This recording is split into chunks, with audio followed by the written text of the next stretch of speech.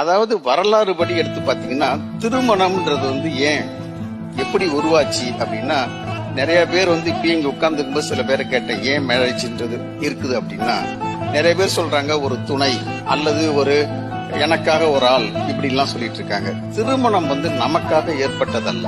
உலகத்துல அத்தனை ஜீவராசிகளும் உயிரினங்களும் பிறந்த உடனே அடுத்த 24 மணி நேரத்துக்குள்ளேயே அதுவே அதை பார்த்துக்கும். நடந்து போய் கீறி தேடுறதோ பால் குடிக்கிறதோ எதோ வேணாலும் செஞ்சு. மனிதன் குழந்தை மட்டும்தான் முதல் 3 வருஷத்துக்கு யாராவது அவங்கள ஊட்டி வளர்த்தாங்க. அந்த வளரலன்னா அந்த குழந்தை சர்வை ஆகும். குழந்தை கத்துமே ஒழிய தேடி போய் பால் குடிக்க, தேடி போய் இறை தேடாது, தேடி போய் தன்னை பாதுகாத்துக்க.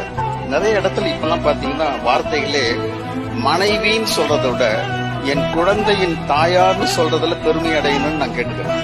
ஏன்னா அந்த குழந்தைய வந்து உருவாக்குறதுக்கு அடையாளம் நம்ம தான். நீங்க வந்து குழந்தையின் தாயார்னு பெருமை